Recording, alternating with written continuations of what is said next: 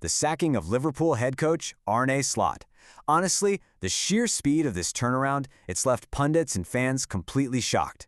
We're going to break down exactly what happened, step by step, using the data and statements straight from the source. Okay, let's start right at the end. The final blow came swiftly with an official club statement that was, well, brutal, but appreciative. The ownership noted Slot's significant contributions, his work ethic, and his leadership, but ultimately they landed on this stark conclusion. Change is necessary in order for the club to keep moving forward. It's a definitive pivot, and it happened with immediate effect. And here's the massive paradox we're untangling today. Getting sacked a mere 12 months after delivering Liverpool's 20th Premier League title. Usually, in modern football, winning a championship buys you, some serious time and patience. Here, it barely bought a single calendar year.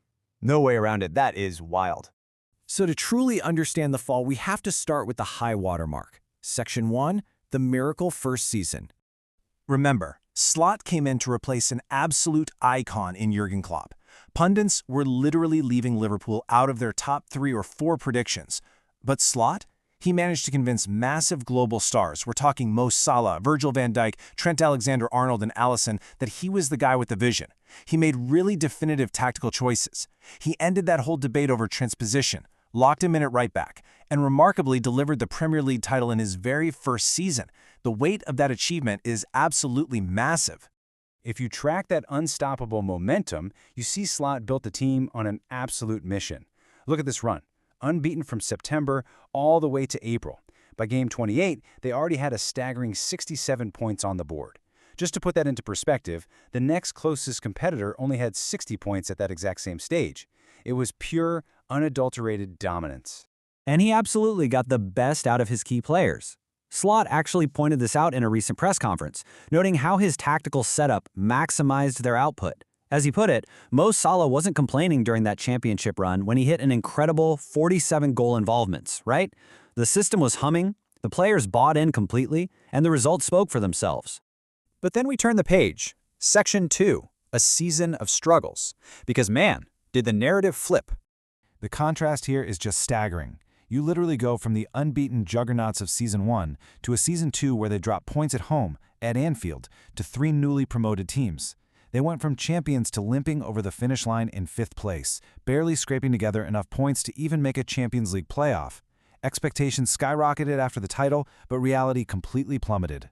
And fan sentiment? It shifted right along with those results. According to a poll on the Anfield Wrap app, a massive 73% of fans agreed that sacking him was the right move. The mood had definitively turned. Observers were noting that the unrest was growing game by game. Fans will support a team in transition, but what they were watching just wasn't matching up. So what exactly went wrong? Well, they actually started the season decently, but then they hit a massive wall. 6 defeats in a 7-game stretch. Analysts describe their style of play as kind of deteriorating into this mushy mess, lacking that sharp, defining press and those clear attacking patterns we saw in Season 1. And worse, a total inability to close out matches. They developed this awful habit of taking a 1-0 lead at home against teams like Spurs, Chelsea, and Brentford, and then just completely falling apart down the stretch. To put that collapse into statistical perspective, since March, Liverpool had the 6th worst expected goals difference in the entire country. The 6th worst.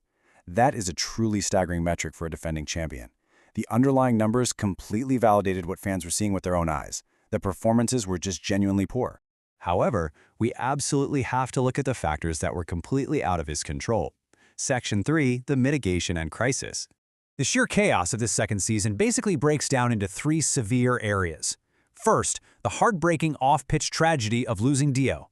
That cast a massive emotional and practical shadow over the club and essentially ruined their preseason preparations.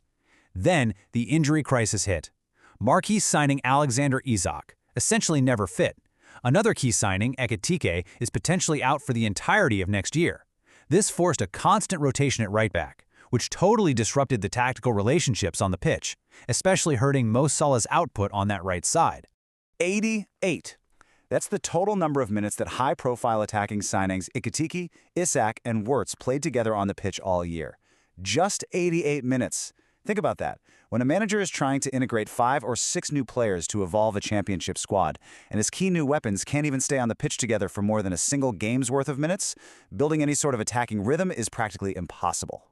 Because those new signings couldn't gel or stay healthy, Slot was forced to over-rely on his aging veterans just to keep the season afloat. A perfect example is Virgil van Dijk. At 34 years old, he played a staggering 63 games for club and country this season. Obviously a phenomenal individual achievement for him, but as analysts pointed out, if he had suffered an injury, Liverpool likely wouldn't have even finished in the top 5. Their squad depth was incredibly thin. Which brings us to a crucial plot twist in this explainer. Section 4. Ownership under fire. We have to ask this question.